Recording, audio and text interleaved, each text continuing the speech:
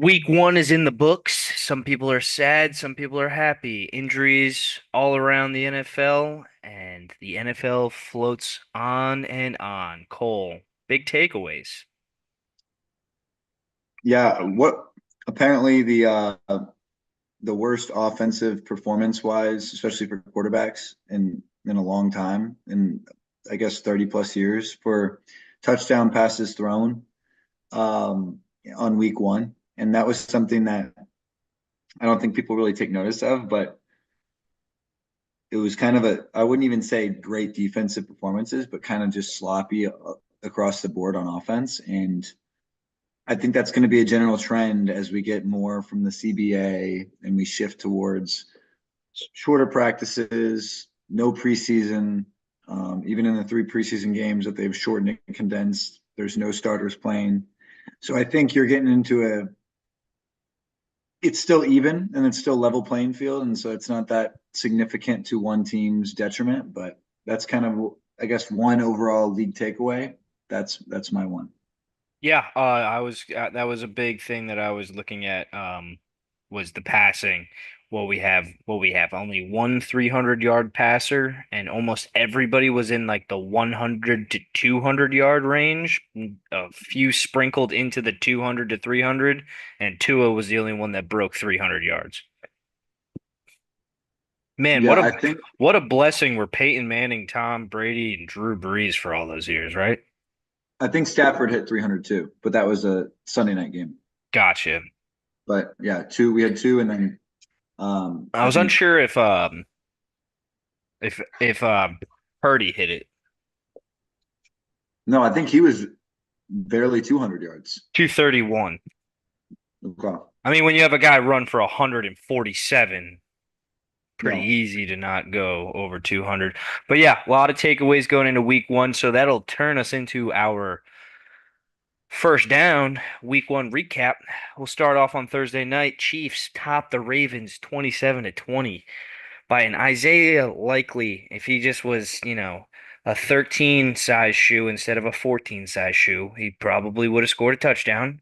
And that game goes yeah. to OT. I wouldn't think that I still wouldn't think that the Ravens would win that game. I would still favor the Chiefs to win the game, even if he scored and it tied. I would say, and I'm going to hear your thoughts on this. I think Lamar looked incredible, and I will say, if I hear more, they shoved down our throats that Lamar Jackson lost 12 pounds. Like, how many times did you Yeah. hear in the broadcast? I think it was at least six times. They said the 12-pound cut makes him so much faster and he's such a better player than he was last year, even though he won the MVP last year. I'll take their word for it that he looks a little faster. He looks like college Lamar. I don't know if that's a good thing because I know he put on muscle last year so that he wouldn't get hurt. Hmm. And now that he's older, he's probably more frail and he's cutting weight. I see the benefit to both sides, but yeah, can't. I think Chris Collinsworth said it, and I love him. I'm a weird pony that loves Chris Collinsworth versus everyone that hates him. I like him But too. okay, yeah, I just thought it was funny how many times 12 pounds. Back to the game though. I thought Lamar looked really good. I thought that Pat Mahomes and the Chiefs offense doesn't matter. They didn't have Hollywood Brown. It didn't matter that Juju Smith-Schuster was irrelevant as we all expected. Uh, I think what was cool is the Xavier Worthy. I really didn't expect him to step in and To play. shine as quick as possible. Yeah, and so that was really cool in a negative way because I like to see new stars, but I don't like to see them on the Chiefs. And and yeah, that was a. I thought all around that was one of the best games of the weekend. I thought it was a solid game too. I thought I'm not as high on Lamar as you are. I would say that he looked a little rusty, but in the run game he looked great. Um, yeah, Chiefs offense keeps on humming. Their defense looked really good. Weird for the Ravens to pivot and bring Derrick Henry in and then kind of go against being a running first offense and being pass happy. What What what did he had like what one drive where they gave him like six carries and then he didn't touch the ball for the rest of the half. I told you I don't think Derrick Henry is going to fit in well with that offense. I don't think he has the lateral quickness that they need with that type of read option. And I also think, as you were talking about with L'Jarius Sneed leaving, how are they going to do? Jalen Watson looked incredible. Yeah, he Their did. corner that replaced him, and I was really impressed with all across the board. Zay Flowers, absolute baller. Zay Flowers is one of the most underrated receivers in the league. He's going to be the best receiver in that draft class. He's going to be better than Addison. Um, he's already 4 times better than Quentin Johnston. Uh, Jackson Smith and Jigba is like barely ever heard of. yeah, and I don't think it's because he's bad. I just don't think he's in an offense where he's getting the ball yet. So yeah, I don't know. I like the game. I think I agree with you. I don't think Lamar Jackson was necessarily hot as a rocket, but he had the gamer mentality of he would do whatever it takes to win. And when you see that guy type of locked in on a week one performance in prime time, that's what you want to see. So yeah, Are that's my you takeaway. are you buying Isaiah Likely, selling Mark Andrews? You think that like is going to be a big change for them? Because I Isaiah got Mark. Likely gets up the field way quicker than he does, and Mark Andrews is like a middle of the field type guy. I think Isaiah Likely is a really special player, which is weird because he looks like he's a too small to be a tight end, but then you're like, okay, his lower body is too It's big to big. be a receiver, and he's fast as shit though. Like you could put him in the slot and run some like slot stuff. Um, yeah, I think he's incredible. I hate that though for like my fantasy team, but who gives a fuck about that? Mark Andrews, I have him. Mark Andrews is still he blocks a lot for them. I don't Yeah, know if you noticed how much he's in the run game. yeah, And I can see that just being he's used as he's getting older and he's coming off an injury. He's used more in a running game type of feel and plays big third down, big third down role. yeah. Um, I could see him maybe getting a slower start because he did come off the injury last year, and likely did develop a good relationship with Lamar towards the end of the season. Like he had that big game against the Jaguars. And then he did have a pretty solid game in the playoff game against the Chiefs too. So I could see where likely is the hot hand right now, and then it fades into Mark Andrews later on. And Zay Flowers is going to get his touches, but those are the top three for the Ravens right now. Chiefs start 1-0, Ravens 0-1. We'll head to Friday where the Brazil game, in my opinion, was a disaster. I don't know what you thought of this. I know we were texting back and forth during the game, but I don't understand how the NFL can march their players out onto fields where it is that terrible that they're all slipping and sliding around for almost the entire first half. I don't know how many pairs of cleats Saquon Barkley changed in and out of, but nobody could get a grip in it. And then like they show the people on the sidelines changing the spikes in everybody's cleats. And then also, if you, I don't know if you caught that, but one of the referees got hurt from slipping. Yeah. And as a Packer fan, I don't want this to be I don't want to die on this hill of turf being the reason like our season's fucked and everything. Uh, I tend to side more with, I think the Packers, as far as the organization, are playing more of a, hey, it could happen to anybody.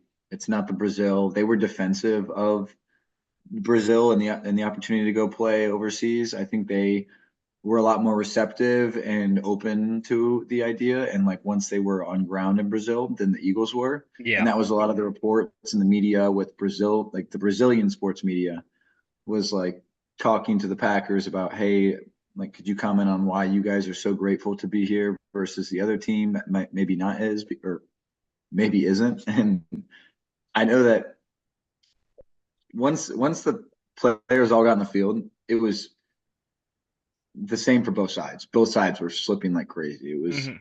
um, it, Besides it was, that, like the slipping thing, it was a spectacle. It was actually a very well done thing. yeah. And I was gonna say like I didn't mind the rest of it. Like there was no other concern I had there. Um, I thought as far as breaking down the game, the Packers, it was one Should of those games. It should was have a jumped fluke. out, man. it was a fluke of a fluke game in terms of you look back at like 10 years ago, the 2014 NFC Championship, how they had so many opportunities. There was not the stakes involved of that type of game. But how many times we should have been up 24-0 at that point before we fucking were when we were up only it was 6-0. So like there were so many times that we didn't execute the way we have done in the end of last year. And I still think Jordan Love played a pretty solid game. Like there were some mistakes he made, but I'm not like looking at it and saying, oh, like Love is awful. No, like Love played fine. And I thought our defense had its moments. I think we had some shit calls against us with Jair Alexander, and everyone wants to point fingers at, oh, Jair gave up 4 catches for 100 and something yards against uh, AJ Brown. Okay. He also one of those was like, all right, a little bit fluky of a catch. And then the other one was a bullshit fucking he got a penalty called on him that would have extended a drive. So there was a lot going down the game that you could have been like, oh, that's bullshit. And you know what? At the end of the day, I don't even give a fuck that we're 0-1. All I give a shit about is that Jordan Love is hurt. And I thought he was out for the year. And when I found out he was out for 3 to 6 weeks, and now it could be maybe 3 to 4 weeks, my I'm grateful for that and that I just get to watch a team that has meaningful snaps ahead of it for the rest of the season. But that's all I'll say. Yeah, I thought that the Packers should have jumped out to a huge early lead. What'd you have? The a quick punt and then a fumble and an interception on 3 straight Yeah. drives, all with good field position. And then you obviously had the one play called back for that was a touchdown, and then you ended up having to kick a field goal. I don't know. In my opinion, I texted you, you guys should be up 21-0 right now. Yeah. Saquon Barkley, we talked about him a lot during the offseason previews. Appears to be a feature role in the Philly offense with 3 touchdowns, 2 rushing, 1 receiving. AJ He's Brown a did have stud. that big reception. I was I don't know who he was covering, but Jair did respond with a pretty big interception in the end zone at the in at one point in the game too.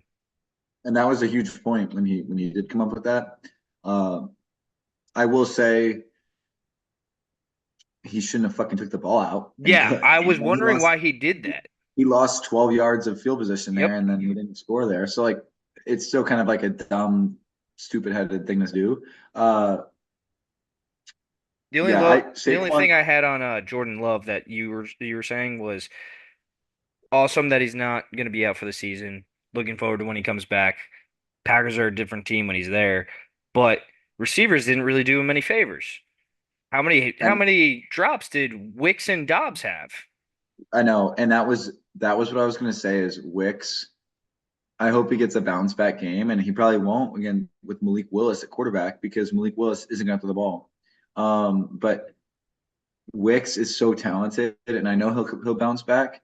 But I have a strong feeling a lot of that was because of the turf. Did you notice every time Wicks dropped the ball, it almost felt like every time he didn't have his feet underneath him. Yeah. And uh, I thought Jaden Reed just cemented himself as our number one. Like it was like, oh, he's our best guy. When I asked you that question a week ago, I was thinking you were going to say his name as your number one wide receiver, and then you told me, and then you responded with Christian Watson, and I was a little bit surprised. But I thought that, in my mind, I thought Jaden Reed was going to be the number one guy for Green Bay this coming year. But I'll say last thing I'll say on this.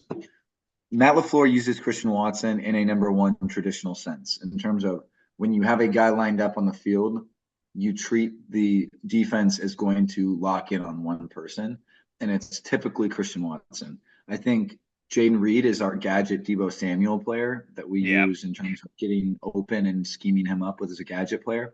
But that's as far as who's our best playmaker. I think right now it's clearly Jaden Reed. But other thing, Luke Musgrave played barely any snaps. He didn't play any after the first half. Tucker Kraft played 80% of the snaps at tight end, and we didn't do any two tight end system, two tight end which we uh, talked about last year formations. when Luke went down and Tucker came in, and we were saying last year that once Luke got healthy, maybe we'll see more tight end sets with two of them healthy. Surprising Yeah, that that did not go that way. yeah. I think Musgrave's lost trust, but we'll see. Final point because the Eagles did win this game 34-29. Jalen Hurts didn't look great either. I also thought their offensive line though, we all kind of thought was going to maybe not be as good without Jason Kelsey. I thought they were really good. Yeah, And yeah, I mean, Jurgens did have that one mishap where Jalen uh, Hurts isn't even looking and he snaps it. yeah, and I don't remember, specific passer rating stats or anything from the game with Jalen Hurts, but I don't think he had a bad game. I don't think there was anything I saw that he was doing poorly. And the only thing that that sticks out to me is like the interceptions, the one in the end zone that Jair had, and then the one in the middle of the field in the first half. Both of those are bad balls. Like, Terrible throws. yeah, Yeah. terrible throws. Why are you throwing those? The other thing that I that stood out to me with Jalen Hurts' game with Saquon Barkley is with the read option plays. Some of those he should be giving to Saquon because Saquon is probably gonna is better off doing it. Like there were a few times where he kept it, pulled it back from Saquon, and he netted maybe a yard slash got back to the line of scrimmage. And Yeah. Saquon probably would have had 3 to 4. Mhm. Yeah, and that's going to be a thing they're going to have to get away from because I think they realize Barkley is their playmaker in the run game, and the more he gets the ball versus Jalen Hurts, the better. I feel like the less Jalen Hurts runs the ball as a quarterback, the more effective the Philly offense will be down the road. And the Philly defense did play pretty solid, but Packers were able to dice them up a bit. We'll go to Sunday where 1 o'clock games, not the prettiest of games, some good ones. I'll start with a pretty big topic. Your boy, the guy that you're high on, Kirk Cousins, his return in Atlanta, playing the Steelers. Steelers win 18-10. Kirk didn't look bad, but didn't look great coming from back from the Achilles injury, but damn did TJ Watt look good. Yeah, TJ Watt looked like the defensive player of the year. Like Yeah. hand him the ticket right Yeah. there. It was, and there even his stats. It didn't even show up like what he was doing to that game He got called in terms back of for 2 sacks. there was two sacks called back and like massive plays and massive points of the game. Um, and it's like they couldn't even run their offense. I think Bijan Robinson is a solid player. Is he the worth a top 10 pick in the NFL draft? Tyler I don't Algier had 2 carries that looked more impressive than him. I know. And I just don't know if I think he's a safe player that's going to have a really high floor for the Falcons for a long time if they want him, but I don't know if he's their star offensive bell cow for the future. But that's aside the point. I agree with you. I don't think Kirk Cousins looked comfortable. I also think that's because their offensive line was fucking terrible, and Yeah, I didn't play think great. it, he can't find himself a good offensive line for shit. He's in the fucking Vikings. He is running for his life. He has a shit offensive line that's collapsing on him every single snap, and then it happens again with the Falcons. Kyle Pitts, Drake London, finally using them. That's the type of offensive system that they finally can get Drake the London, ball not so thrown. much. I thought Drake London got a lot of targets when I was watching. I watched Two like the entire. 2 receptions, 15 yards, 3 targets. Okay, so maybe I'm on drugs, and I could be. Their I biggest liked. target of the day was Ray McLeod with 7.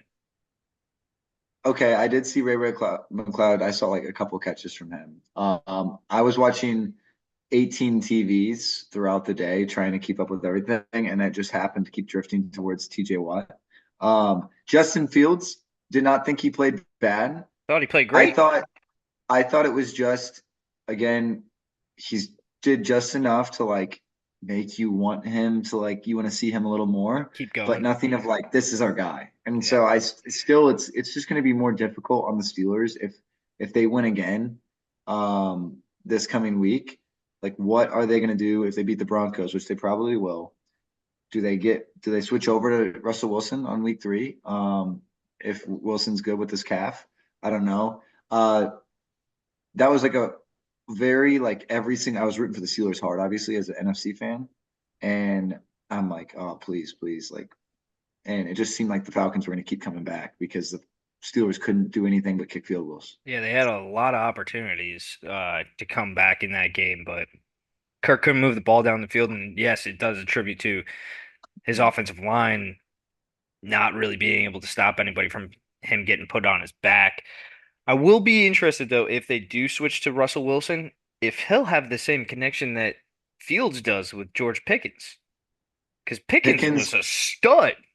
Pickens is incredible. That guy is he's a future top five receiver. And I say that about a lot of people, but he is unlike anyone else. He accidentally made the right play on Sunday, where he had that deep bomb down the right sideline and he caught it right before the end of the half. He tried to cut and come back into the middle of the field, but he accidentally stepped out of bounds, Oh, which left yeah. 1 second One left on the second. clock Yeah. so that they could kick a field goal. Yeah. If he doesn't accidentally do that, 3 points get taken away off the board. But I thought Fields and him looked really good together, and Fields could trust throwing him the ball. I did mention it before that there is really nobody else for the Steelers besides maybe Freiermuth, but in the receiving core, no. We'll go to Buffalo, where the Buffalo Bills started a little slow, ended up Yeah. winning the game 34 to 28 over the Cardinals. Cardinals look pretty good, feisty. Told you the Cardinals are going to be feisty. Bills though, 34 to 28. Josh Allen hurdling over dudes into the end zone. Yeah, I was at a Bills bar for this game. So the whole 1 o'clock slate, I was at tailgate. I don't know if you ever went there in Savannah. Hmm. And gosh, I thought in the first half, I was worried for Bills fans. I was like, okay, this is not the same team. There's a lot more on Josh Allen than there even has been in the past. And I don't know if their defense is primed and seasoned enough to handle a 50% balanced load of a team and trying to stay a balanced offense and defensive uh, kind of connection there. And I also say I didn't really see who Josh Allen could throw the ball to and actually have any success. And there wasn't any type of threats on the offensive side of the ball at first.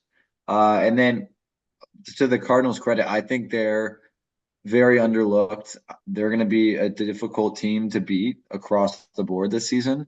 Their offense, especially in the first half, I think Kyler Murray looked really strong. I still thought his receivers let him down throughout the game. There were times where there was receivers that dropped big time catches and big time moments, and he still gets shit for being a just a below like people are shitting on Kyler Murray from this game just because he kind of crumbled in the second half with a turnover and taking sacks and whatnot. So you can say all of that. Greg Dortch looked phenomenal. Marvin Harrison wide open, could have won the game with that one last. That was so scary if you're a Bills fan seeing Marvin Harrison wide open on that final 2 minute drive to win the game. And then the last thing I'll say is uh, Bills wide receivers. Keon Coleman's kind of a special flavor. Curtis Samuel's kind of a special flavor. Uh, there's not a lot of, I mean, with tight ends, you finally have Kincaid stepping up a little bit. Dawson Knox is okay. Um, you don't want to see Josh Allen diving like that in the end zone every single fucking drive. He's going to get hurt, and he already hurt his fucking hand a little bit. But I hate seeing that as like a fan of Josh Allen. Yeah, I really feel like when they start getting inside the 20 and the 10, they really need to start handing the ball off to James Cook more. Or because I feel like they get down into the red zone and they stop giving James Cook the ball almost Yes, every time. and James Cook is so fucking good, and it's like he gets the He makes a 20 to the one 20. cut and he can get in the end zone. He gets a 30-yard chunk run, and then they're like, all right, let's put this in Josh Allen Superman's hands, like Cam Newton did. And Cam Newton had a short career because of it. Yeah, And it drove me nuts last year having James Cook on my fantasy team watching the Bills. He would carry them all the way down the field and then get inside the 20, and it's either a Josh Allen run or start throwing the ball every play. And they stopped giving him the ball. It drove me insane. But to your point and your credit, yeah, he spread the ball around a lot. Top target was Keon Coleman with five. He ended up getting four of those as per catches. I think the undernote guy that will probably end up shining like a star for them is Khalil Shakir this year. yeah, One, one because he does have the most chemistry with Josh Allen playing with him for the longest amount of time, and then two, he is starting to become more of a playmaker, a more see that snap count percentage kind of like go up for him now that Stephon Diggs is gone. So it wouldn't surprise me if he becomes the guy that Josh relies upon throughout the season. And then also you have the two tight ends. And then going over to Kyler Murray, I feel like the Cardinals are going to be a tough team to beat no matter what. They might not be a playoff team, but I think that they're going to be a very tough week in and week out opponent for anybody who they play. They can beat anybody, but they can also lose to anybody. That's the thing. Yeah. No, I agree. It'll be. I don't want to see the Cardinals on the schedule, which I believe the Packers. Yeah, we do play them. So Ooh, rough life. You play them in Arizona or at home? in Green Bay. Angry. Okay, that might be a little bit better. Yeah. We'll head to Chicago, where Caleb Williams, the number one overall pick, gets his first win, first overall pick to get a win since I don't 2002. remember. Yeah, 2002. Um, he didn't really do much to earn that win though, so I think that people should probably put that a little away.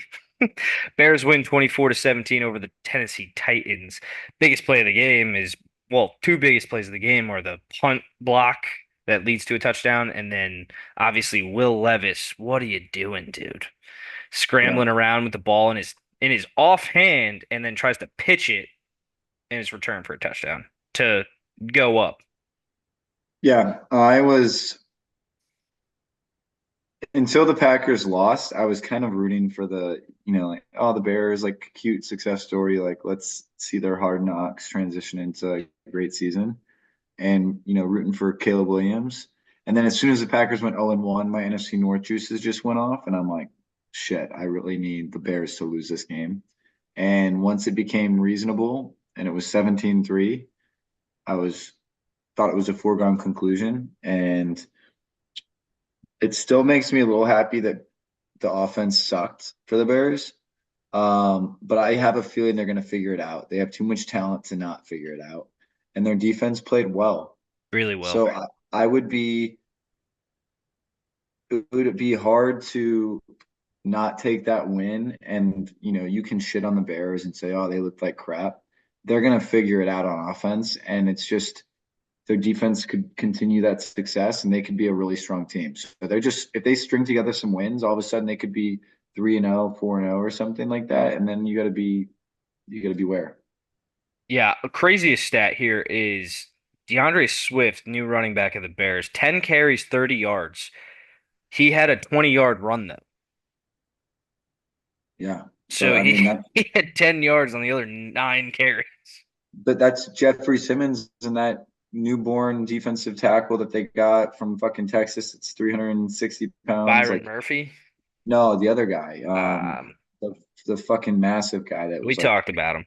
yeah. But anyways, they have a really good defensive front, and you hate to see that they lost that game because of stupid decisions. Yeah, Caleb didn't look great.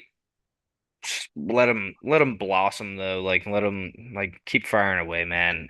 Keenan Allen 11 targets and DJ Moore 8 targets. Those dudes are gonna on another day. Those dudes are probably gonna reel in 7 to 6 of them.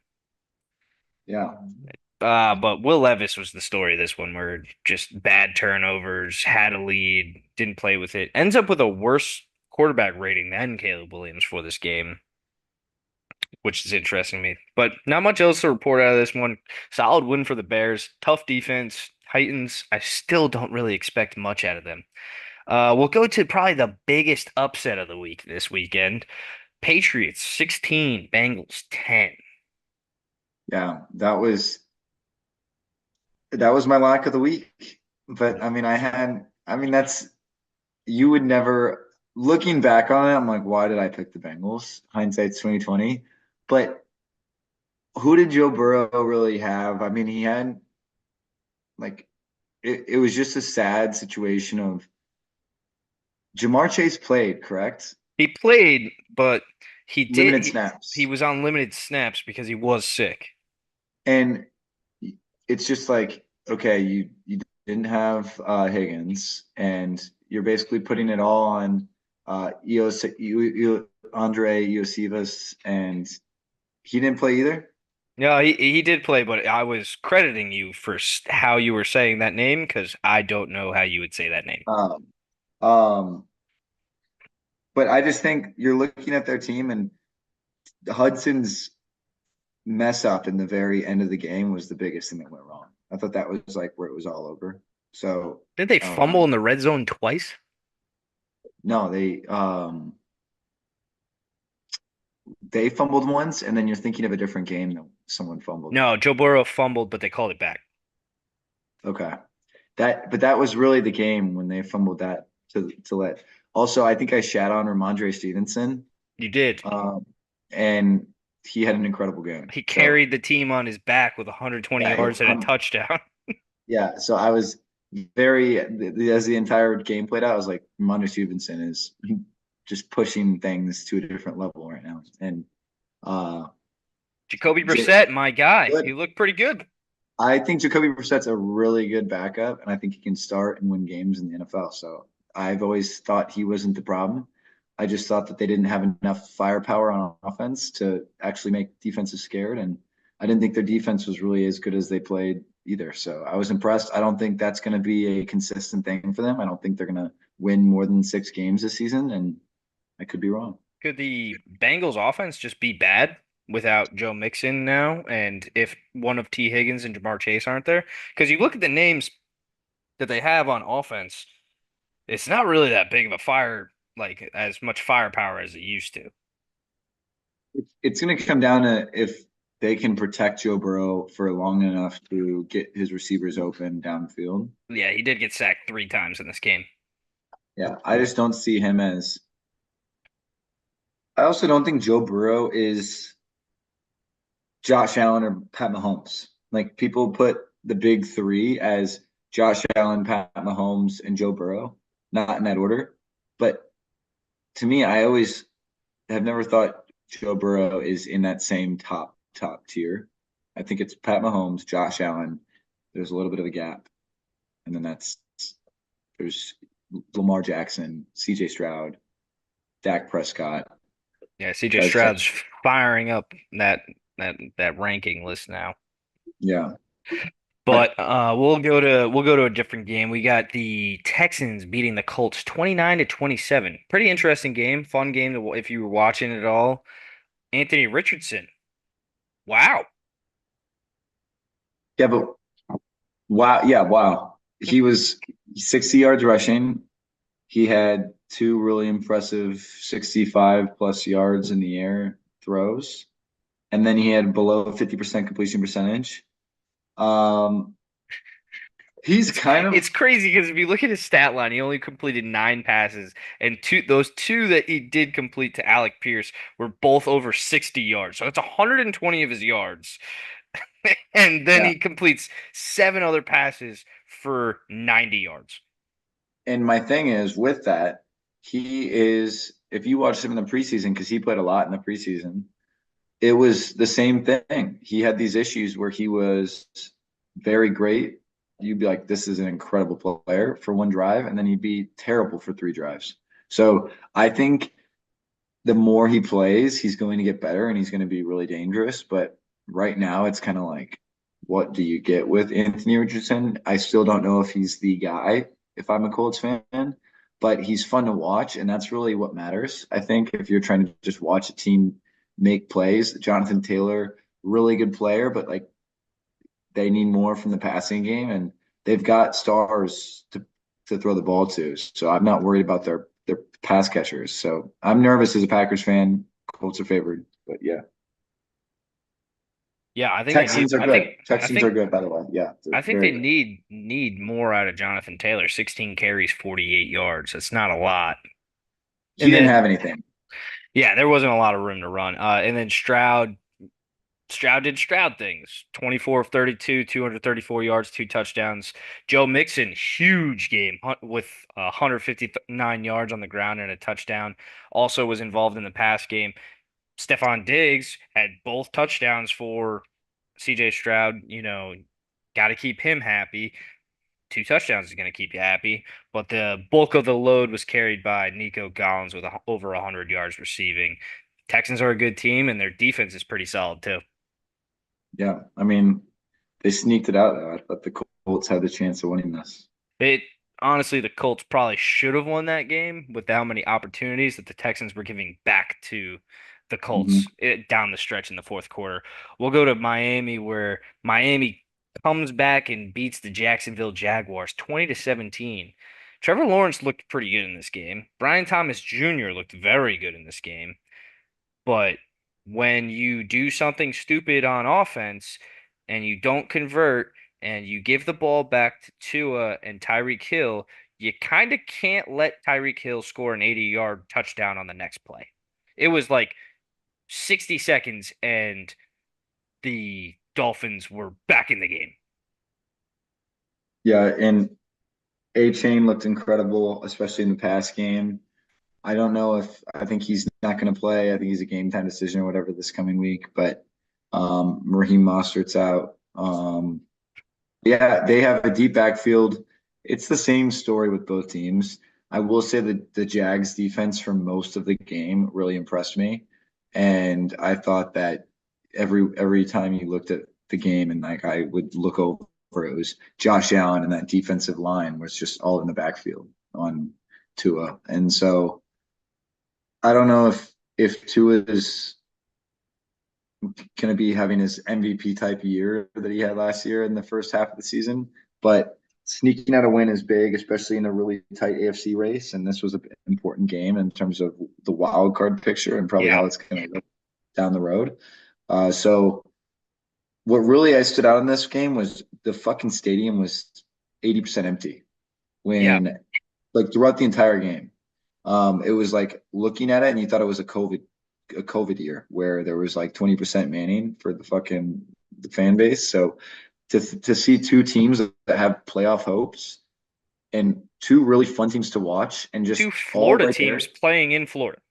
Yeah, and you just nothing, no one's there, and it's week one too. I was shocked. I'm like, this is a shitty ass fan base. I feel like the Miami Dolphins fan base is always like that though. Like I feel like they're never there. Like the crowd, like there's never a big crowd there. They don't fill the stadium because it's even that stadium must be in a weird place too. Because I know the Miami Hurricanes play in it too, and they don't ever have a packed crowd.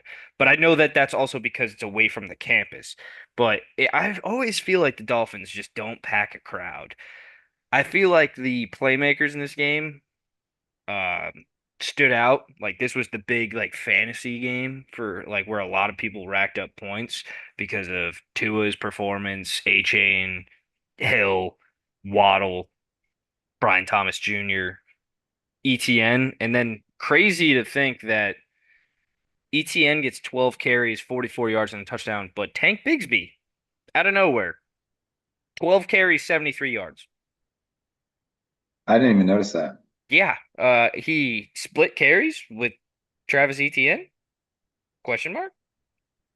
Etienne didn't look great when I was watching him. I will say that. I don't think he Oh, was. that was the play I'm thinking of is ETN fumbles on the 1 yard line, Yeah, that and was true. that's Yep. what turned into the Tyreek Hill 80-yard touchdown. Yeah. Yeah, that happened. And like I just remember him slipping on like a third down. It was critical for him to get like 4 yards and he couldn't get it. And so yeah, I don't think he looked mid-season form and that could be okay. But yeah, I didn't really get to see a lot of Trevor Lawrence in that. I know you said he played well. It was more so uh just seeing the comeback from the Dolphins was really what I Yeah. picked up on. So I missed a lot of the good performance from the Jags offense. No, I just saw I saw a couple of breakdowns from Dan Orlovsky today where Trevor Lawrence is throwing to a spot where the wide receiver is like 10 yards away and he's already thrown the ball and the wide receiver's like not even looking at Trevor Lawrence or at the ball. They turn and the This ball's there finally when they get this to the point. this was the throw to Brian Thomas. Yeah, that was the one in the back corner of the end zone. Yeah, yeah. I remember that. Yeah. All right. Miami wins. They're 1-0. We'll go to a blowout of the 1 o'clock games. Saints 47, Panthers 10. Derek Carr. Is he the guy in the Saints? I talked so much shit about the Saints being a bad team, and then they absolutely throttle the Panthers, who I was like, Panthers might win this game. But really strange here was there was so much talk about Chris Olave in New Orleans, like this offseason, about how he's going to have a breakout year. 2 targets, 2 receptions. What? Rashid Shaheed, big day, 3 receptions, 73 yards. But I think besides the fact that the Saints throttled the Panthers 47 to 10, Panthers look really bad still, dude. Yeah, my few points on this. I think everything can have an overreaction, and a team can maybe not be as good as you think, and a team might not be as bad as you think. Rashid Shaheed, I thought last year was a very good player. Um, he's their deep gadget guy. You also have, I think Olave will get the ball on time. We forget that Alvin Kamara is Alvin Alvin Kamara. Kamara. Out. Yeah, like he's one of the top five running backs in the league, and he just has been injured quite often over the last couple of seasons. But he's still playing prime Alvin football right now, and he looks like a beast. That team has when he's on, and they have a good offensive line. You have to respect their offense, and their defense does have talent. Yep. Uh, and switching it over to how bad the Panthers were, I just feel for Panthers fans with the Bryce Young and CJ Stroud shit that happened and how they drafted Bryce Young over CJ Stroud, and CJ Stroud's going to be the future of the NFL. I don't think it would And have changed anything. you don't think the player matters? You think it's just the scheme they fit into? I don't know if it's a scheme, but it's also like the Texans had more of an established offensive line. Yeah, they also had weapons on the outside for CJ Stroud to be successful. There was nothing last year for Bryce Young. They bring in more people. They bring in some people for him to grow with this year. Those people aren't even in the game. Like Jonathan Brooks is still coming off of like the pup list. Xavier Leggett, yeah, he played in this game. He had 7 targets, but like he's not established in the NFL yet. And then like the offensive line a year ago, yeah, they rebuilt it a little bit, but it was terrible. I can't remember how many times I saw Bryce Young miss a wide open receiver. And it wasn't wide open. I should say it wasn't like the easiest pass in the world to miss, Yeah. but it wasn't a pass that an NFL player should clearly make that throw. And that happened early in the game, throughout the game, the end of the game. Like he couldn't get a rhythm even when they were in garbage time. And that was what was sad is Derek Brown's out for the year, their best player on the team. Oh yeah, that And got announced today. so you're kind of just like you're fucked as a Panthers fan. Yep. Uh, it doesn't help that he got sacked 4 times and probably was running for his life for another 12. Yeah, and I agree with that. All right, we'll go to another slaughtering of the 1 o'clock games. Vikings 28, Giants 6. Daniel Jones. Is he the guy? I don't think so. I think you go to Drew Lock in a couple of weeks, honestly. I think I you go think to Drew Lock next week. yeah, honestly, like it's sad. And yeah, Started the game with a pick six. there's funny is there's I don't know if you've seen the meme. You don't have Instagram, but you might seen it on X. But there's the meme of the Germany game, which is the Panthers and the Giants, and Oh it's God. like it's like America's last punishment for Germany from for World War II, and it's like the advertisement promo of the matchup in German, and it's like Duel de München, and it's just like Bryce Young's face and Daniel Jones' I face. saw a, s- I saw a stat uh on Monday after the games that since Daniel Jones signed his new contract, obviously last year he goes down with the neck injury and then he goes down with the ACL injury. With the time that he's played from signing the contract and now is He has thrown 2 touchdowns and 3 pick sixes. Yeah. And he had a preseason pick six too, didn't he? Yes, he So did. like, Yes, he did. so so I think he's like, if we're counting numbers in preseason shit, but Well, you want to know who looked good in this game is Sam Darnold. and Sam Darnold and my boy Aaron Jones Aaron looks like Jones looked crap. very good. And I never thought Aaron Jones was going to fall off this No. season. I think Aaron Jones has at least he takes care of his body so well, and the Packers spared him so throughout his entire career. They had him as a, 10 50-50 guy. carry, yeah, 10 carries a game type of player. So he was never getting 25 carries a game. He is going to be a really good player for the Vikings for 2 more years if they want him for 2 more years. And shit, I mean, the Vikings when they get Hawkinson back, Yeah. when they have freaking Justin Jefferson, they got Jordan Addison. Um, they're going to be a very good offense, and their defense looked really fucking good. They're another team where I'm like, shit, if Sam Darnold is for real and he's going to consistently play this way, I think he had one interception that was a fluke. It wasn't his fault. Yeah. Outside of that, like it got tipped, his hand got hit and it got popped up and it was an interception. He would have had what three incompletions or four incompletions. It was Yeah. an incredible game. He would have had 4 incompletions. He would have been 20 for 24 if he didn't throw that one Yeah, interception. yeah. And I Yeah, was great game. I think Vikings fans are really upset that JJ is not going to be playing all season. We'll go to LA where the Chargers take on the Raiders and the Chargers pull out the victory 22-10. Justin Herbert looked average, but the biggest thing is that he was only sacked 1 time, and I think he was the least pressured quarterback of the entire weekend. uh yeah, I thought the beginning of the game was kind of interesting because it was kind of a stalemate a little bit. It wasn't really um, all Chargers. And then I had to take a little bit of a break from watching, and then I came back and it was Chargers all the way. Hmm. And I kind of expected it to go that way. Devontae Adams didn't really get the ball. He wasn't a huge factor. Gardner Minshew didn't look great. Nope. Um, but what? Who was it? Alexander Madison had a Yeah. really good run.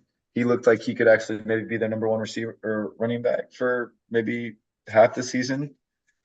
Um, yeah, I still don't know if I love the receiving options for the Chargers to be like a very dangerous team down the Yeah. down the stretch, but maybe those guys develop. Brad McConkey could become something more, and Josh Palmer, you can see that Justin Herbert trusts him. So I don't know. Yeah. Lad McConkey looked really good. That's all I got. Josh Palmer gets thrown out of the game, so you don't really know what he is. J.K. Dobbins, though, 10 carries, 135 yards. If he does that every week, that's going to be a problem. And I always thought J.K. Dobbins was just begging for a breakout year, and he finally it happened. So I mean, he that's had a good. breakout game. I wouldn't say it's a breakout year yet. He does We'll have a see. te he does have a tendency to tear Achilles right Okay, after he don't does say something that. crazy. Yeah, but I could see Madison taking over that backfield. Zamir White basically did nothing. But Harbaugh gets his first win. Chargers are going in the right direction. Raiders need pieces. All right, here's a game that Cole pumped up tremendously last week. No idea why, but the Seattle Seahawks take on the Denver Broncos. Seahawks 26, Broncos 20. Bo Nix, he'll throw that thing if there's 3 defenders next to his wide receiver. I take it back. Preseason football doesn't perfectly translate to real football. Um, the Broncos defense was really good for parts of the game. I thought that was a fluky game though, and I felt like the Broncos should not have been that close. Um, I'm just grateful we pushed, but yeah, the Seahawks we got to stop writing them off too. Geno Smith, I know you hate Geno Smith. You said you'd rather have Deshaun Watson than Geno Smith before the start of the season. Probably different now. And I'm just saying, I think Geno Smith was a Pro Bowler like a year ago. Like he's, Yeah, Tyler Huntley was a Pro Bowler, dude. That's not saying much. I know, but you'd rather have Tyler Huntley now than you'd rather have Deshaun Watson. Let's be honest. I say last week I'd rather Jameis start.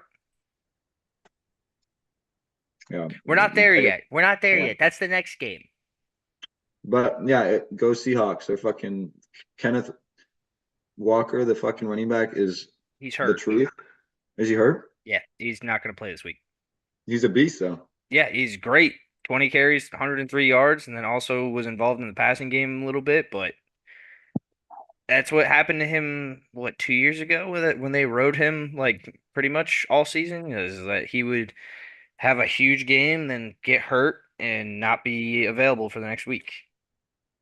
Tyler Lockett, ageless. What he's like, 32? Yeah, he and also that's a guy that didn't play at all in the preseason slash didn't have a camp because he was injured that whole time.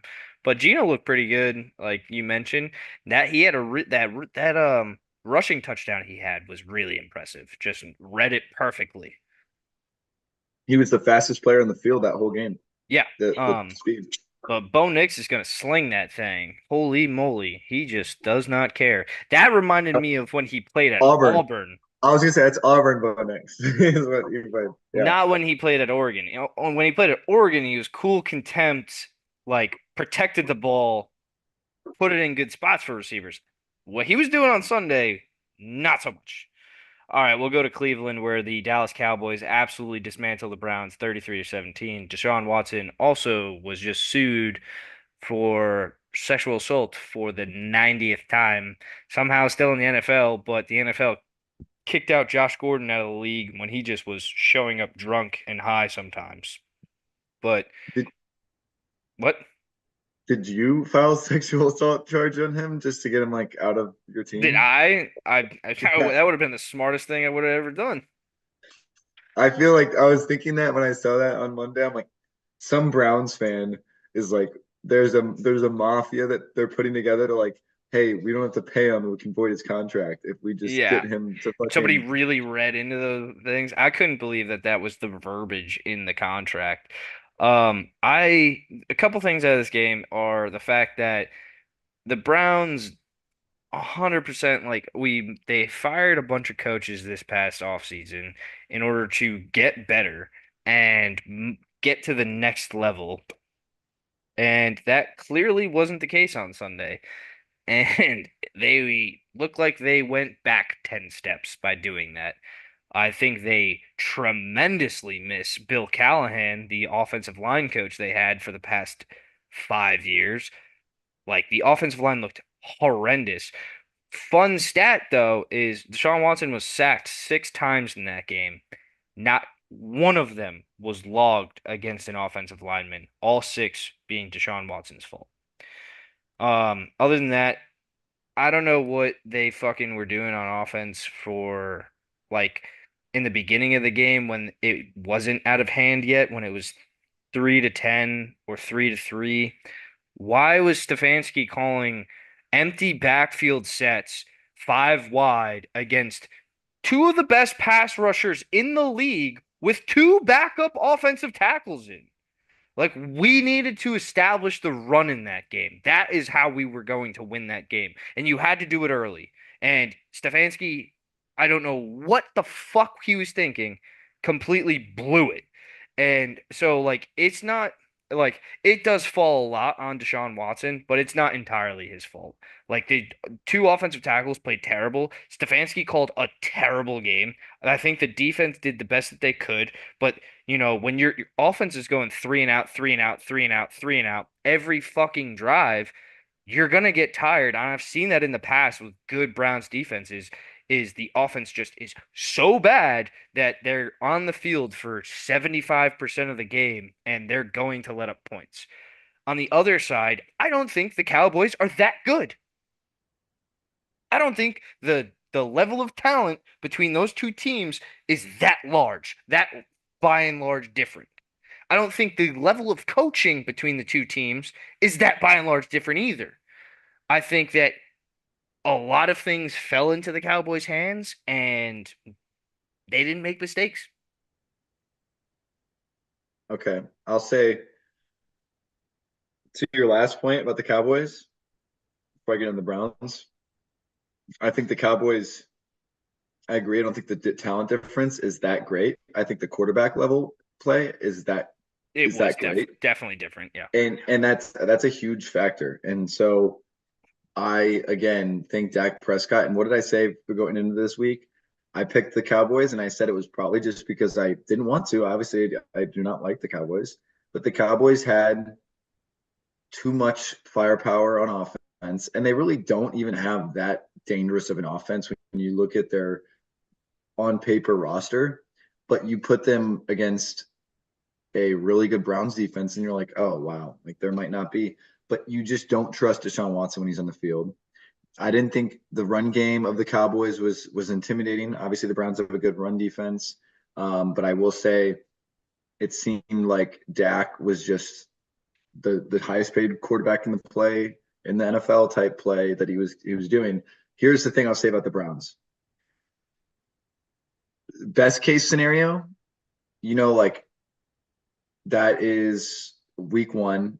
I can't remember how many times the Packers have had a terrible week one and then No, they've it's just not shut best them case down. scenario. Worst case, like legitimately, that's the second week in a row in terms of real football, dating all the way back to the Houston Texans. You guys have been dismantled on defense Hmm. and you played terrible. And like maybe the defense isn't the same way it's always been. I wouldn't say they were Um, dismantled on defense. they didn't play the way they need to play to be the top five, top 10 defense in the league. Yeah, but they were on the field the entire game. I agree. And here's my point about Deshaun Watson. All he has to do is get two first downs in a row, let Miles Garrett and the dudes get a breather for 5 minutes, and it would be entirely different. They didn't even go to commercial break. That's how fast the Browns were punting. I know. And the body language of Deshaun Watson is atrocious. I hope he gets It's shot. it's so okay. Don't say that. That's I'm you gonna don't. say it. No, don't say Yeah, that. I'm saying that. You don't mean it. But I do. sorry, no, you do not. Um, Deshaun Watson just you wish his body language was better when they're down that much, and you instead of just looking like aimless and not caring. I think people do that when they shut down and they're having a shitty game. Things aren't going right. You just kind of like get your mind off of it. But he just looked uninterested to try to fix things with the offense on the sideline. And I'll give him credit on that last drive. He really, That wasn't you the know, last drive. whatever the drive where they had the touchdown, it was the second to last drive. And Tom Brady brought it up too, but like he hung in there, took a lot of hits, and was fearless with making some throws and ran the ball all over the field. Like Threw that the was a good ball out drive of from bounds like by 10 yards, like 6 times. that was a good drive by Deshaun Watson. I liked it. Okay. He's terrible. He's absolutely atrocious. I can't stand rooting for him on my team. Best case scenario, if you wanted to go that route, is best case scenario is he gets tried for this sexual assault claim and his contract gets terminated. Browns don't owe him any money. Browns have a losing season. Draft Quinn Ewers or Carson Beck or the dude from Tennessee, and that's our quarterback of the future. Browns win the Super Bowl. Moving forward. We don't go backward, we move forward. Commanders, Buccaneers. We'll go into that one because Baker Mayfield looked great. Buccaneers, 37. Commanders, 20. I will make this point though. I will make this point. I thought about this over the week, after like taking a breather about everything. Baker Mayfield has retooled himself into becoming a great player and a stud for the Buccaneers. Great replacement for Tom Brady after that whole thing. What I will say is Baker Mayfield, when I watch him play for the Buccaneers, is not the same Baker Mayfield I watched for when he played for the Browns. Different guys. And I don't think the Baker Mayfield that we see today would be who he is if he did not go through his troubling times between Browns, then like the end of his Browns time, getting traded to the Panthers for a low round pick, being cut, being sent over to LA, working with Sean McVay for the end of that season, then going into free agency, and then being able having to compete for the Buccaneers starting job the beginning of last season. I do not think that the Baker Mayfield we see today would be the Baker Mayfield that the Browns would have if they were to keep him and this Deshaun Watson thing never happened. I agree. I think he's always had the moxie. He's always had the I think pass act. he's so much more mature than what he was now than what he was when he was Yeah. here in Cleveland. Decision making and consistency was his issue. And then And also media. but he always had accuracy. You were always impressed with how accurate he could throw the football, Hmm. and you always were impressed at his clutch ability to make big plays in big moments. But again, he was never consistent with that. And now he's finally matured, he's developed, he's put a lot into his craft. And I think there's a lot of people that are Baker Mayfield fans, and it's just the Tampa Bay market is kind of a lesser market, just like the other Florida teams. So he doesn't get all the publicity, and the Buccaneers aren't really either since Brady has left. But they're going to be a really good team this year. And to, to Jaden Daniels' credit, he didn't have a terrible game. I Yeah. thought he had the best game of the rookie quarterbacks. Yep. That's not saying much. And we'd like to see the defense play better for the Commanders. That's going to have to be, Dan Quinn's new job. What can he do to get the defense where they need to be? And that offense, again, we can't just have it all through Jaden Daniels. It I has said this to. to somebody over the like before week one, and I told them that I felt that Jaden Daniels was going to have an RG3 type rookie season. The thing that will need to be different is he stays healthy, which he carries the ball 16 times a game like he did in this one. I don't It think doesn't that that is slide. going to be the case. And have you seen him slide? It's fucking Terrible. terrible. Yeah, it's Terrible the at sliding, worst. and I think his helmet came off 3 or 4 times in this game. Dan Quinn already has told him this week in practice that he does not want to see him carry the ball that much ever again in a game. So I thought Jaden Daniels looked good. I think he can be what I was just saying, which is probably RG3 his rookie year, but then hopefully progress into something better in year two and then beyond. Washington Commanders need to figure out some things. Like you did mention it, the defense, holy moly, their defense is really bad. Mhm. But I think that was best case scenario for Washington, what they saw out of their rookie quarterback on Sunday. And I think that they can write home like, hey, we didn't win, but I think we got our guy. All right, we'll go to the Sunday night game where the Detroit Lions knock off the Los Angeles Rams in overtime. Little bit of an ugly game. Back and forth. Good game, but ugly. I think Stafford looked amazing. I thought both sides you had a lot to like about the game. And I watched, let me be clear. I saw like the first 2 quarters and I saw the first part of the third quarter and then I fell asleep. Yeah. I really tried to stay It went up, but late.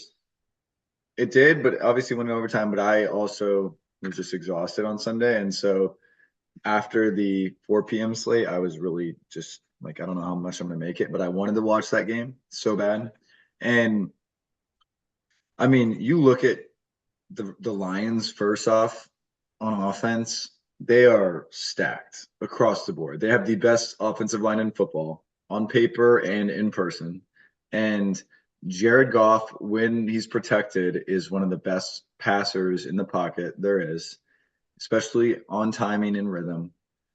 And then you have Equanimous St. Brown, now Jameson Williams, who's really looking like the player that you wanted him to be. Amon Ra. What I said Equanimous. Yeah. Oh my God. Amon Ra. And and then you also like you've got Sam Laporta, who's probably a top 3 tight end. Like there are, and then don't not Jameer forget Gibbs. that's my point. Is like Jameer Gibbs is a special, special, special player. And like there's not a running back in the league with his speed besides A Chain. And I think Jahmyr Gibbs is just better with the ball in his hands than A Chain at this point. I think he's more complete. And David Montgomery is the perfect partner with Jahmyr Gibbs in terms of like the Thunder and Lightning. So they're scary to play them against running the ball. Like I think I said it in the beforehand. The reason I picked the Lions is I don't think the Rams are going to stop the run. And I think the Lions can run the ball on anyone if they want to. And if they can't run the ball, they'll be able to pass. That's their recipe. The Rams, I thought, Puka Nacua got hurt, but they have a lot of good pieces on offense as well. And they really started to prove that they could drive the ball on the defense after the first drive when they went 3-and-out. And their defensive line looks better than I expected it to be without Aaron Donald. And Yeah. I think they're going to be a really good team this year too. I still see like them as like a 20% chance to make the playoffs. And I don't know what's up with that, but yeah. Yeah, I would say that the play of Matthew Stafford definitely was encouraging, and then also the defense for the Rams, how they were able to stand toe to toe with in an elite offense like the Detroit Lions, like you just mentioned, with all the pieces they had. I actually was pretty shocked at how big of a game Jameson Williams had. I know that, like, obviously Josh Reynolds is gone, so he does need to have a bigger role. But I was just shocked that like it happened that quickly. And I remember what he was in college and how he played at Alabama. He was amazing. He was so fun to watch. Hate Alabama, but I liked him as a player. That was really fun to see out of him because it's been He's a their long best. time. It's been a long time because he had the ACL injury, then he gets suspended for the gambling thing, and then it's been a few seasons where like he's been in an abyss. He's he's going to be their best offensive player, their best pass cat. Like he's going to be better than Amon-Ra St. Brown Oh, for that 100, team. he's so much he's like I love him on Ross St. Brown, but he does the nitty-gritty stuff and then like has those explosive plays where he does break one, but Jameson Williams every play could break one. Yeah. He's he's like the he's like the fucking Deshaun Jackson to Amon Ra's Jason Avant. You know what I mean? Like Or that type of Jeremy fucking. Maclin. Well, Macklin's more of a speed guy too. Avant was whatever. I don't. There's a bad combo, Everybody but said it. Everybody like every Eagles fan loved Avant. I never knew yeah, why. it's. I like Jason Avant. Don't crap on Jason Avant. They were like, he's got the best hands on Philly. Like, I think he gets two catches a game. How do you know he has the best hands? All right, we'll Yeah, head to Monday night where the San Francisco 49ers handedly take out the New York Jets 32-19. Brock Purdy, no Christian McCaffrey, no problem. 231, no touchdowns, no interceptions. But the story of the game, Jordan Mason, 147 yards and a touchdown. played against me in fantasy football, which sucks. I will say it was great seeing Aaron Rodgers play football again. I am a Jets fan this year as well as a Packers fan. Uh, I thought Aaron Rodgers played really well, For and coming I back thought from he an had a real. Achilles injury and being 40 years old, yeah. He is the same Aaron Rodgers. People don't see it. Okay, his mobility might be a little bit different. His arm, Is I saw there. him launch a 62-yard pass in the air, like in the air, 62 yards, just fling it, and it was on a ball that was it was like a dead play that wasn't going to count. But he has got the arm, he has got the accuracy, he's got the gamesmanship. They just need to be better on offense. And you know what I think sucks about the Jets this year? They are in a situation. Aaron Rodgers is like his own worst enemy. Think about all these offenses. Offenses have adapted. He's still running the Nathaniel Hackett offense, where like it's he's running his 2008, 2012 offenses that just don't make sense anymore. Like they're not applicable. Like it's not just like, hey, this receiver's better than that defensive back.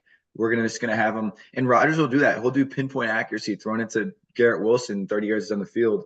and it'll be like, wow, that was incredible. But you don't have to play like that. Like you can be in Matt LaFleur's offense and you can have Jaden Reed 20 yards open down the field, and it can be the easiest throw in the world. And Jordan Love doesn't have to be pinpoint accurate like Aaron Rodgers is. Yeah, It's just like that one interview he did where he's like, "We don't need motion on every play." yeah, like Rodgers wants to like control the team and control the offense. And Nathaniel Hackett, like they're just so predictable. They would run the ball on first down, run the ball on second down, third down and six. They'd fucking throw. Like that was every single drive. Did not love that. The 49ers look incredible. Their whole offense is like hands down. It's a well-oiled machine, man. When they get Ricky Pearsall, if he's actually good, like watch out. They have the same talent that they always did. And Add a they've, guy. yeah, I mean, like now Juwan you got Jennings had a great game. Juwan Jennings is, yeah, I think he's one of the more underrated receivers in the league. Obviously, Ayuk didn't play as well as I think everyone wanted him to play, and he's just kind of, I think, coming back from getting in shape and everything. Debo Samuel is the truth. That guy is so good. And We George forget Kittle. about it. George Kittle is not going anywhere. Obviously, Kyle Juszczyk. Um, Jordan Mason can now fill in. I think that's a huge thing for the Niners is now that they have Jordan Mason that they can rely on to take spell Christian McCaffrey for 30% of the snaps a game to protect McCaffrey throughout the year for the playoffs. That's a huge thing for them. And Mm. their defense looked incredible. And I underlooked how good they would be. I thought they'd maybe fall off this year, and I was wrong. No, they keep trucking. I think Brock Purdy looked pretty bad in the preseason, but he came out and he shined in this game. And Yeah. Debo, I think it's easy. It's easy for you to do that when you do have guys like Kittle, Samuel, Ayuk around you, but he doesn't make mistakes or like put the ball in bad spots. Like he manages the talent around him. He's And literally a he's project. accurate. But he's accurate as shit. And like, I'm sorry, I think he's good. I don't think Oh, I I've think he's tried to, good too. yeah. I think that he is a perfect fit for I think actually the perfect fit for Kyle Shanahan's offense is Matt Ryan, but Brock Purdy's a good number two. Okay. Yeah, Prime Matt Ryan, yeah. Well, you remember the 2017 Falcons, how good that team was with Matt Ryan. 2016 Falcons. The Super Bowl was in 17. That's why I said that. All right, we'll go into week two, second down, baby. Look at the week ahead of us. Thursday night football, Buffalo Bills visit the Miami Dolphins. Remember a couple of years ago, the Bills played down in Miami when they were a Super Bowl favorite, and they lost a surprising upset, but it was like a 100-degree day. It's not gonna be that. It's gonna be hot, but it ain't gonna be that hot when it's late at night. I got -1.5 for the Dolphins is my Uh, spread. -2.5. I'm on FanDuel right now. Okay, which one you want to go with? I don't know. You always make up your spreads, so go for No, it. this was ESPN this morning. So Oh, that's I this I wrote morning. this. Actually, I wrote this down yesterday. So let's just go with yours. Two and a All right, half. 2.5. -2.5 to the Dolphins. Like the Bills are the Yep. underdog. Yep. And yeah, I think it's gonna be a good game. It's gonna matter a lot for the Yeah, playoffs for I sure. think it's a Tua versus Josh game, and I think whoever has the ball last probably is going to win this one. I don't think it's going to be a Um, blowout on either side. I agree because I don't think I mean the Bills are missing Taron Johnson, and then the Dolphins are probably missing both their best running backs, but they still have Jalen Wright and they still have Jeff Wilson. So I'm not really worried about. I'm not. Well, Jeff Wilson's a good player. He is. That's the funny. That's why I'm laughing is the fact that you have those two guys and Jeff Wilson. Just he's there. Yeah, like he was a star for the Niners way back when. Yep. So that yeah, that's I still think the Dolphins are going to score a lot and keep up with it. And the Bills didn't impress me on offense outside of just Josh Allen being Josh Allen. Yeah, they didn't blow And you away. so I just don't know if I think it's going to be high scoring. Yeah. But Yeah, I mean, over under set at 48.5. I It's think pretty it's high high. scoring. That's a pretty low over under for them. All right, we'll go into the Sunday matchups. 1 o'clock. New Orleans visiting Dallas. -6.5 favorites, Dallas. Let me make sure. Yep, I got -6.5. Yeah, that's a like obviously take week one for what it's worth that they think that Dallas is that good and New Orleans just played the Panthers. Well, it's in Dallas, Yeah, and Dallas's defense is ridiculously good. I will say that they are the don't think they it's are that the good. they are the beauty of the regular season. They're just the prized pick of regular season football, and they're primed for it again. And I don't think the Saints are that good. I think it could get out of hand for Derek Carr. This is when Derek Carr wakes up and realizes he's not the best player in the fucking football league. Yeah, I mean, I think that the Dallas Cowboys have the most talented team, but I like out of these two, but I don't know. Maybe the Saints are for real. Maybe I've been completely wrong about them. Or maybe I'm right and they just played the Panthers last week. All right, let's go to the next matchup. We've got a rematch of the NFC divisional round, Detroit and Tampa Bay. Tampa Bay is a 7.5 point dog. I think they were a lower point dog in the playoff game. And it's not like these two teams changed that much. I mean, Tampa Bay lost a few players, but it's not, What do you have? I have 7 points. yes, this is 7.5 right now. Okay, I'll change it. Um, yeah, I am staying away from this one. I can see why the Lions are favored by that much, especially in Detroit. But yeah, I don't know. I like this as like a closer matchup too. That's another good game. That's a 1 p.m. too, which sucks just because I feel like there's so many 1 p.m. games and then there's only three 4 p.m. games. Like, Yeah, it's like they need to figure out how to balance this a little bit more. Like last year it was only two 4 p.m. games. So I only noticed a this couple last week weeks. that I feel like they need to at least go up to four or five 4 p.m. games. Yeah, and I think they only do it because of like the the fucking late afternoon, all that bullshit of trying to make the West Coast shit, whatever they do. I don't know, but I don't like it. I don't like having to watch Red Zone and barely see what's going on with games that are great games and close. And then, I mean, I'm watching the Packers game at 1 p.m. So I won't really get to see any of these games except for the highlights. And then Yeah. the 4 p.m. shit, that's the shittiest slate I've ever fucking seen. And then like, what are we doing? Like, if the Chiefs Bengals game sucks, we are screwed. I mean, Rams Cardinals could be Rams okay. Cardinals, I guess. I mean, maybe it's week two. Everyone could be shit. Everyone could be good. Dude, the primetime games this week are just bad. Yeah, yeah, except for Thursday night. But yeah, Yeah, continue. besides outside of Thursday night, probably bad. All right, we'll go to the next matchup, Browns Jaguars. Give me already write this down. Write this one down right now. Pick six. I'm taking the Jags -3. I got -3.5. All right, -3. Yeah, I got -3 right now. I already wrote it down. Mm-mm. Okay. They'll cover that by far. Um, yeah, I think this is a huge game for both teams. They're both 0-1. Who's going to go to 0-2 and who's going to get back on track? It's obviously not the end of the world if team goes 0-2, but in the AFC, it's a big deal, and you want to stay on track. So that's really all I got. It's tough. Yeah, It's in especially Jackson. with how many teams are good in the AFC, and I don't know how good that the Chargers are going to end up.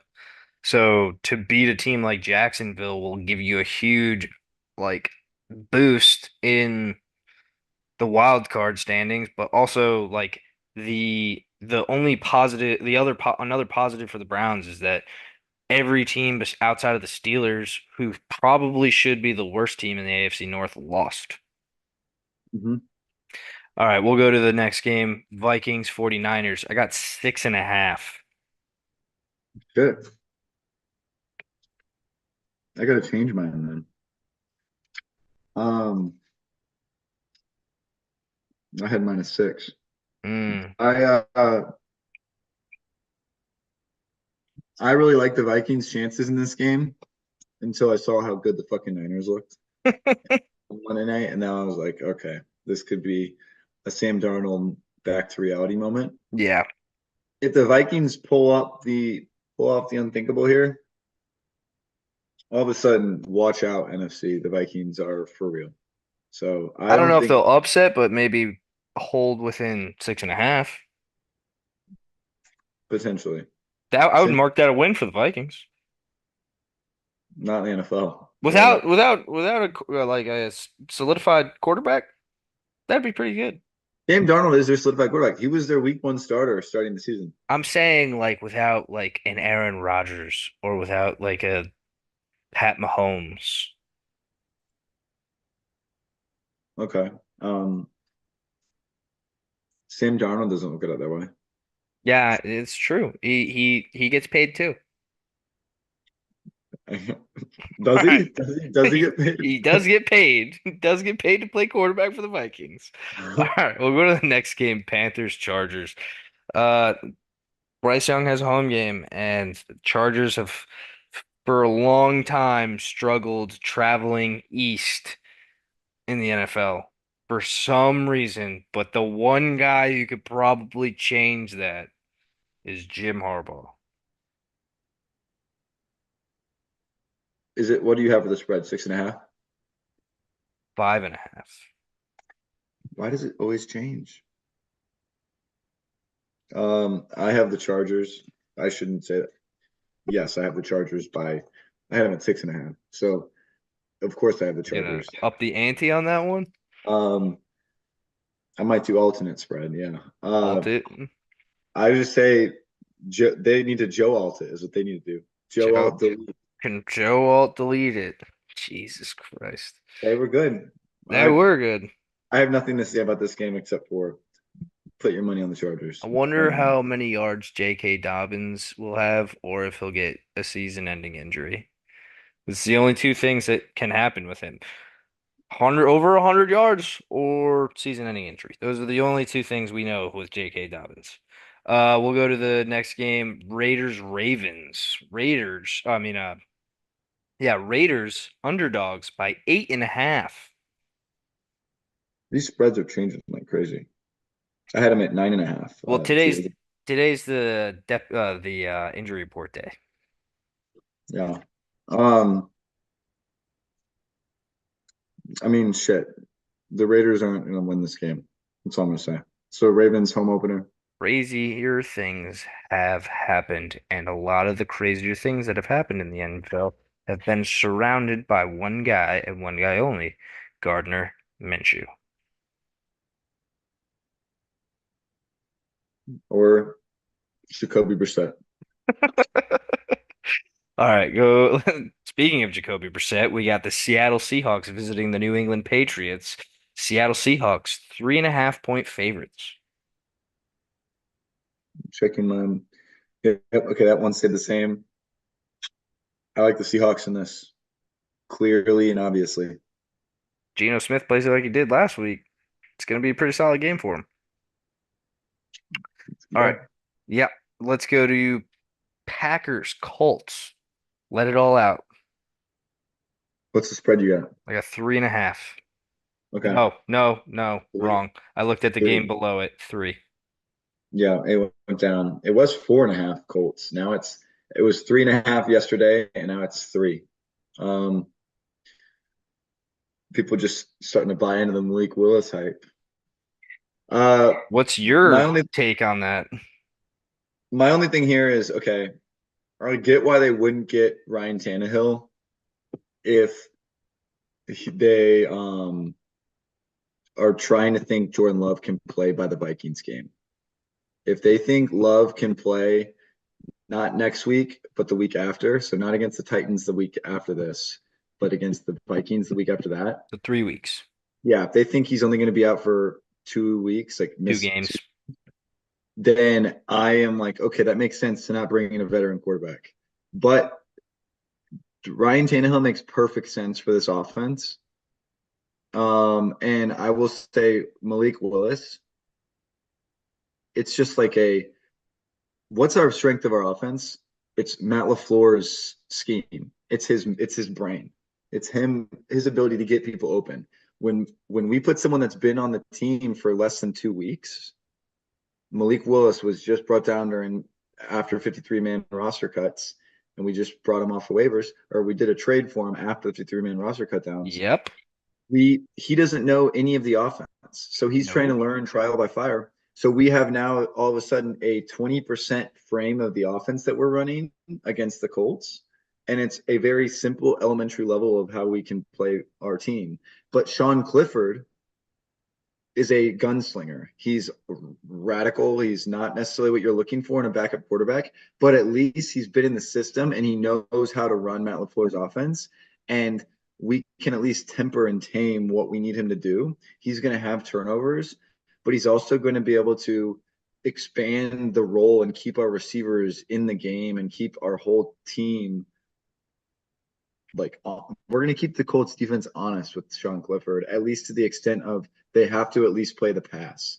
I'm worried about Malik Willis's ability to make the defense for the Colts play the pass, and then we're going to be screwed if we can't stop them on offense. Like if we can't stop their offense to within 17 points, I think we have no shot. Like if we can't, I don't think see us any way we're going to score above 20 points. So I that's my mean, thing. Mike Vrabel, when he beat the Chiefs with Malik Willis, his game plan going into that game was I need two turnovers, I need a big play on special teams, and I need to hold and our defense needs to hold them to 17 points. I mean, And he like and and he won and the Tennessee Titans won that game 20-17. And they got two that, turnovers and had a big play on special teams. yeah, and we had two turnovers against the Eagles and we gave up 34 points. So Yeah. that's the issue is we didn't have a terrible game on defense, yet we gave up 34 points. How can we obviously Eagles are different than the Colts, but I'm a little bit worried about Anthony Richardson and Jonathan Taylor's run game. And Yeah. I think there's going to be a lot of receivers open for big plays down the field. And I don't know. I'm kind of nervous for the game. I think we lose for sure. Gonna be a tough one. Definitely helps that you're at home, but gonna be tough. I would be, yeah. I mean, I'm in the same boat as you, but we'll go to the next one. Titans, Jets. Jets 3.5 point favorites over the Tennessee Titans. I feel like that should be a little No, higher. no, no. Jets are favorites. Yes, 3.5. You said Titans are favorites. Did I say it backwards? I meant to say they were underdog. 3.5. 3.5. Okay, it was 4. Jets defense did not look good against the 49ers. I'll say that much.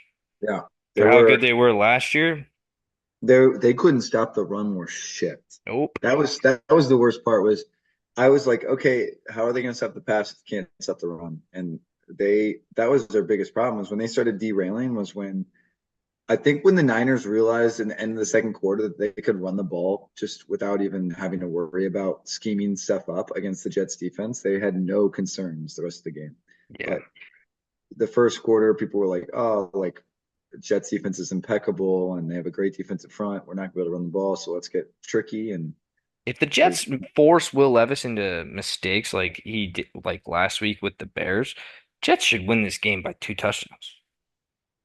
yeah, Aaron Rodgers is Aaron Rodgers. He's not going to lose to the Titans. So that's it. Okay. All right, we'll go into the next game. Giants at Commanders. Commanders 1.5 point favorites. 1.5 now? 1.5. I had 2.5 yesterday. Okay. Um, Interesting. I could see this one going the Giants' way, to be honest. I could see the Giants winning this I football game. can't. I don't can't see it, dude. Unless like Malik Neighbors has like an insane game, which totally could happen because he's pro if the Washington Commanders for some reason put Emmanuel Forbes on him, he'll go off. But outside of that, I don't see it, dude. I don't think Devin Singletary is that great, and the offensive line for the Giants was not great, and they spent a lot of money on it. You would know they took one of your offensive guards. Um. And I don't think Daniel Jones is good. The only positive going for them is how bad the Washington Commanders defense looked. Yeah. Danny Dimes is going to make a play, and this could be a tight one. Could be the Could sneakiest matchup of the week. could be a sneaky matchup of the week. All right, we'll head into the 4 o'clock games. Rams at Cardinals. Cardinals, 1.5 point favorites. 1.5 now. It was one. Okay, interesting. I don't know why that is. Maybe because Puka's hurt. Yeah, Is that but it? Cooper Kupp had a huge game. And they have deeper receiver, like they have other receivers too that they're playing. Tutu I am Atwell, well, they got number 12 who's missing this. Robinson. No, They I got a don't guy know. named Robinson. I know that. I'll figure it out. He's good though. He's a solid player. Uh, you know what though? Like the Cardinals are a good team too. I just think it comes down to who would you rather have, Sean McVay and Matthew Stafford or Kyler Murray? And I I'm go think I think where the 1.5 comes from is the fact that David Montgomery in the end of that game was able to jam the th ball down the Rams' throat like their defense, and James Conner will be able to do the same thing, if not better. Yeah. I mean, I wouldn't be surprised, but I still trust the veteran quarterback more. I trust Stafford. So Yeah. I'll go Rams. Yeah. All right. We'll go into Kansas City Chiefs. 2 home games in a row for them. Wow. What lucky dogs. Hosting the Cincinnati Bengals. Will Jamar Chase play? T. Higgins looks like he's not going to play. Chiefs, 5.5 point favorites over what a lot of people thought is their most likely opponent in the AFC playoffs. Yeah, I mean, this is the Chiefs right now. I don't until the Bengals can prove that they have their shit together on offense and their Which I defense don't think will happen for like 4 weeks. and their offensive line, can they block against Steve Spagnuolo's blitzes and his fucking defensive line and Chris Jones? No. And Joe Mixon was good about picking up the blitz. Joe Mixon, what do you mean? Like they don't have him anymore to protect Joe Burrow. Um, okay. Um, I don't have anything else in that game. If you want to go to Super Bowls, Steelers Broncos. Steelers 2.5 point favorites. I guess maybe because they're in Denver. so it's 2.5 now. Yeah, but I had three. Yeah, I mean, you thought it was gonna be more? I'm thinking about it now, and it's like more along. Now I'm like, all right, 2.5 probably makes sense because Steelers offense didn't look amazing. It It's was gonna be a really low this. scoring game. It was really the Steelers defense, and the Broncos defense looked pretty good against the Seahawks. There are gonna be a lot of turnovers in this football game. Take the over on turnovers. I think both sides will have at least two. I could see Fields and Nix both throwing many interceptions. Yeah. So I mean, this is gonna be probably a I'll go like 19-13 football game. I could totally see that being the score. Yeah. See it right now. Um, let's go into Sunday Night Football. Texans host the Chicago Bears. Texans, 6.5 point favorites. I guess the NFL's thought process behind this one was let's put the two quarterbacks that are good against each other that are young and put them on Sunday Night Football. Because why in the hell is this game Sunday Night Football? Because people don't think the Bears are gonna be bad this year, Kyle. They think the Bears are a good team. I That's think the Bears have a tremendous amount of talent, and you'll be able to see them put like that talent on display by the end of the season, but by the in the beginning of the season, no. I hot take think the Bears cover in this game. 6.5, I could see it. Yeah. I could see it. I definitely could see it. I think that the Bears defense will 150% keep them in the game. It really depends on can Caleb Williams sustain drives, maybe get a field goal here and there, like to keep them within 6.5. Because you got yeah. All right, and then we'll go to Monday Night Football. Philadelphia Eagles, Atlanta Falcons. Kirk Cousins goes to Philly. Philly, 6.5 point favorites. That's a Yeah, this lot. one's. That's a lot of points. Is it though after how well the Eagles played on offense last week? I mean, their offense was okay. My still big question mark is Jalen Hurts. Their defense didn't He look still scored great. 34 points. Their He defense played, they had secondary. I'll he say, scored 34 points, and one of them is a one like is AJ Brown busting a 90-yard touchdown. I know it wasn't 90 yards, but and then Saquon Barkley running down your throat two times. yeah. Um, yeah, I don't see how the Falcons win this game. Yeah, and starting 0-2 will be tough, but luckily for the Falcons, they have 6 games in the NFC South. I just said, I just looked back at me telling the Falcons they're going to go 12 and 12 and 5. 5. and and they better go 12 and And 5. I was like, yeah, I see them at 7-10, and you were like 12 and 5. I was like, I don't know about that. They All right. might. All right, I always fuck this one up. Third down. It's this is the lock and upset. All right, lock in My upset of the lock, week. my lock was the Bengals. I'm 0-1. My upset was the Cowboys over the Browns. I'm 1-0. And my you go first with what yours was. Yours Last were week mine was the Chiefs over the Ravens. Got that. And then I had the Giants over the Vikings. Bad pick. Bad pick. all right, my lock is the Ravens. All right. I have the Ravens over the Raiders, and my upset is the Rams over the Cardinals. All right, we're together on that one. I'm on the Rams over the Cardinals. My lock, though, is the 49ers over the Vikings. It's a good lock. Um, all right, fourth down, best matchup. Last week, what was my best matchup? I think I had the Rams and Lions. And then my sneakiest matchup, I believe I had the Commanders Buccaneers, and that did not turn out to be a good game. Uh, I don't remember mine, but oh wait, my sneak or best matchup was Colts Texans, which ended up being a really good game. And then the sneakiest I had was I want to say I think I might have said Cardinals Bills.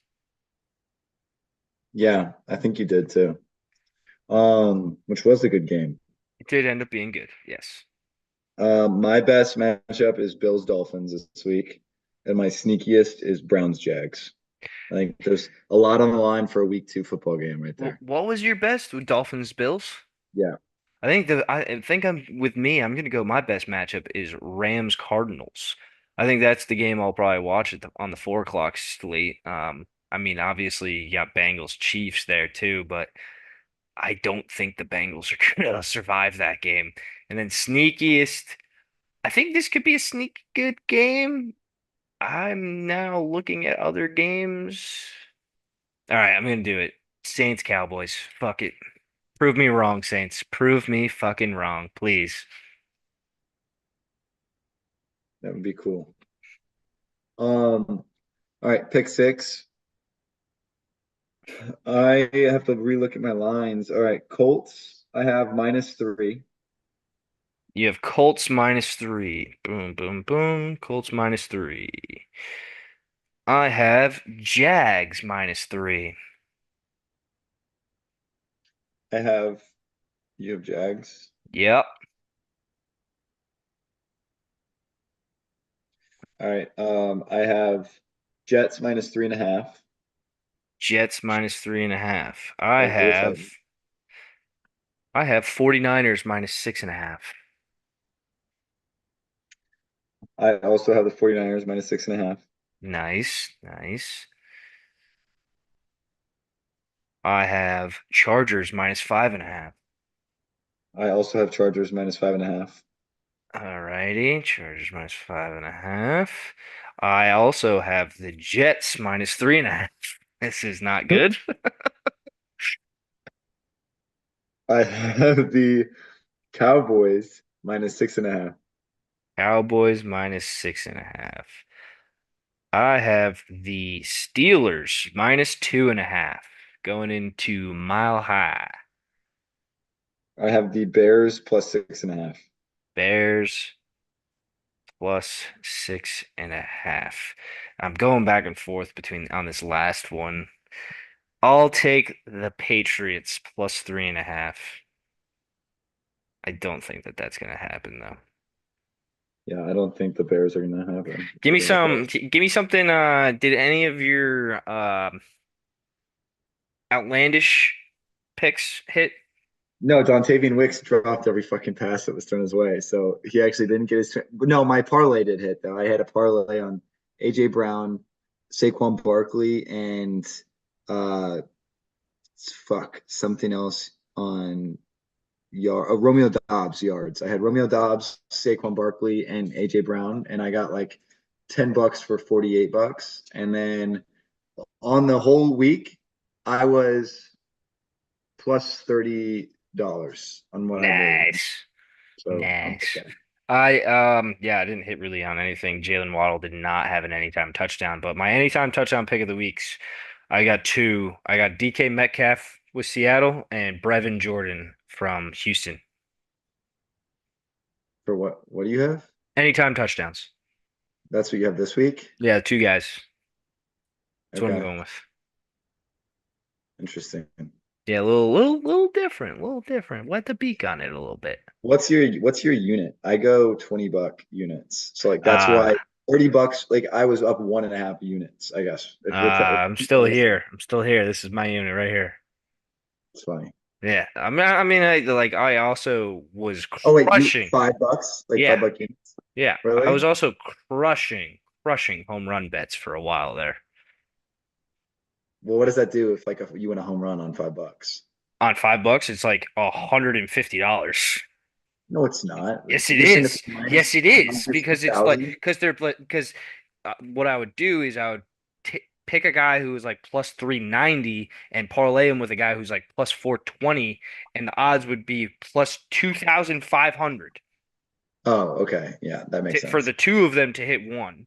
You know what? What my sneak this is my I've never hit these parlays, but this is my last thing I'll say is my sneaky thing to do for NFL parlays is put because I do like the anytime touchdown shit, Yeah, put a fucking quarterback as a rushing touchdown. touchdown.